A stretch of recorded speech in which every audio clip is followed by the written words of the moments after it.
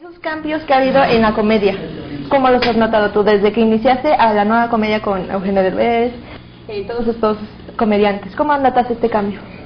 Mira, yo creo que donde se ve más claro el cambio es en cuanto a libertad.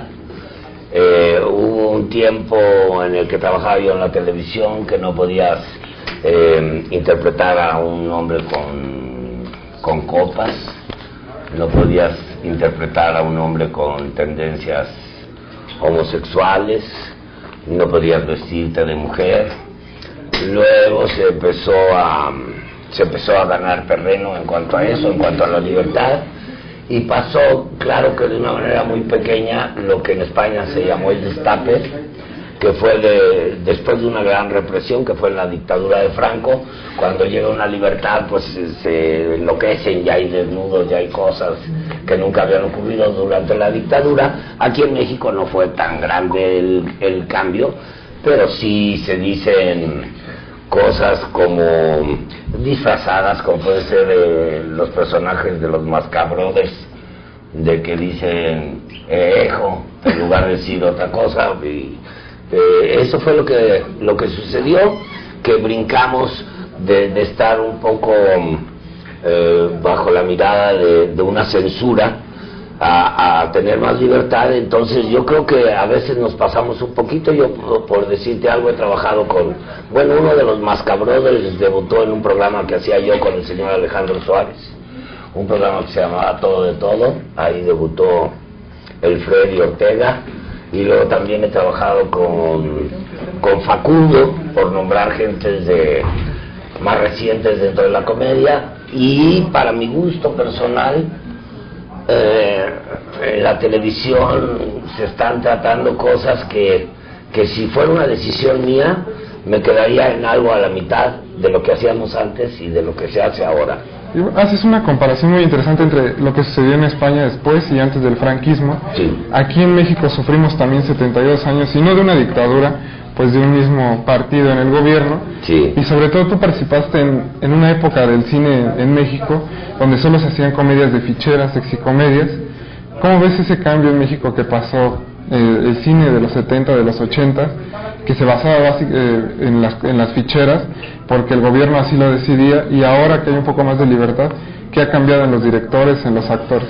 Mira, este tipo de cine está muy atacado y dejamos de ver algo muy importante, que es lo siguiente: el cine es una industria, antes que nada.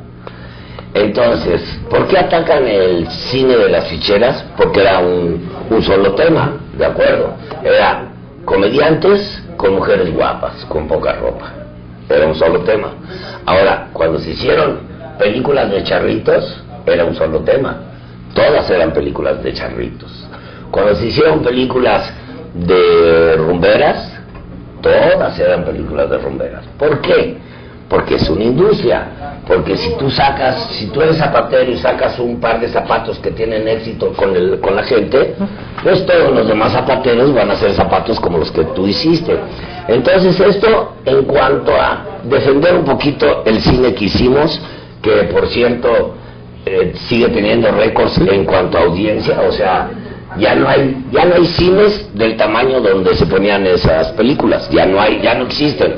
Y aparte de que ya no existen, cuando las ponían se llenaban, y ahora hay unas salitas de 120, 140 gentes que no se llenan. Eso no como defensa, eso nada más para que sepan lo que se llegó a hacer con ese cine.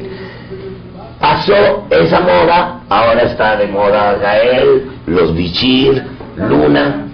¿Y qué es? A fin de cuentas, es una moda.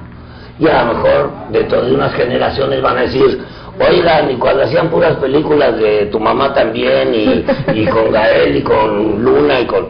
Yo no quiero hablar ni de calidad ni de nada. Mira, es muy, muy difícil. Hubo una convención, eso para que lo sepan alumnos de periodismo, hubo una convención mundial de televisión. Entonces hubo una muestra donde cada quien enseñaba su producto. Entonces, acabando la muestra, pidió la palabra el señor que venía de Japón, y le dijeron: de lo que viste, ¿qué fue lo que menos te gustó? Y dijo, lo que menos me gustó fue la telenovela mexicana, es una porquería. Entonces se levantó el cuate mexicano y le dijo, pues sí, fíjese que sí es una porquería, pero en México hacemos de ese capítulo que usted vio, de media hora al aire, hacemos 2 al día. Entonces, como no da tiempo para que los actores memoricen, les metemos un aparato en el oído, el apuntador, para que puedan decir los diálogos. Y eso que vio usted, hacemos 2 al día. Y se levanta el japonés y dice, si ustedes hacen 2 capítulos de eso al día, no es lo peor que se vio en la muestra, es lo mejor. Entonces, ¿cómo hacíamos las películas que ves con Luis de Alba, con El Caballo, con etcétera, etcétera? ¿Cómo las hacíamos? Las hacíamos en 2-3 semanas. Tú dile a cualquier cuate actor de cualquier lado del mundo que si puede hacer una película en 2-3 semanas. Entonces te digo, el hablar de ese cine, ¿por qué lo hicimos? Yo te voy a decir en lo personal por qué lo hice. Yo, mi fórmula para no dejar de trabajar en 43 años ha sido tener 4 hijos. Hola, muy buenas tardes. ¿Cómo estás, Abraham?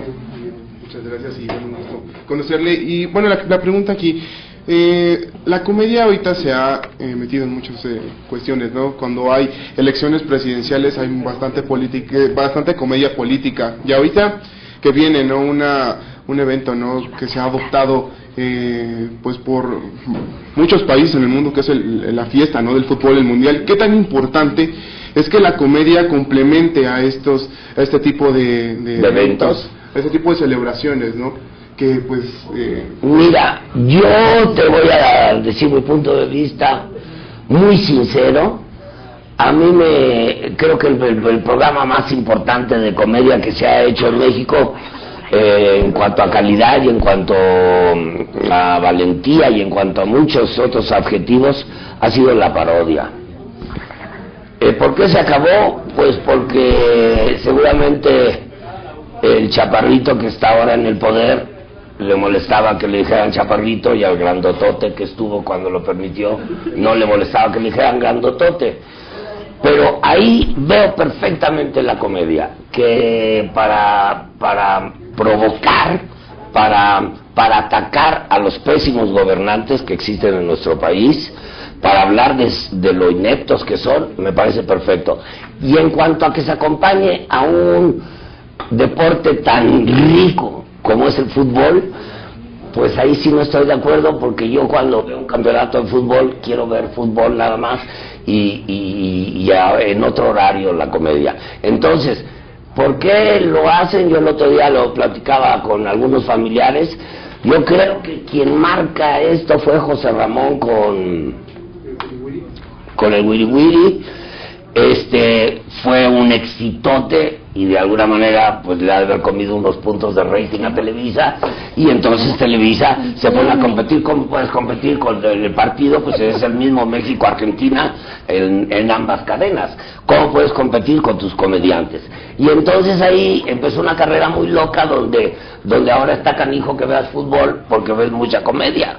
Y entonces, te repito, para mí el mundial de fútbol debe ser mundial de fútbol, las olimpiadas deben ser olimpiadas, y debe haber una barra de comedia en la televisión mexicana que no existe. Y bueno, hemos llegado al final de nuestra charla con César Bono. Espero que lo hayas disfrutado. Nosotros lo Me gustó disfrutamos mucho. Muchas gracias por haber venido. No, hombre, gracias a ustedes. Y quisiera pedir al público un aplauso.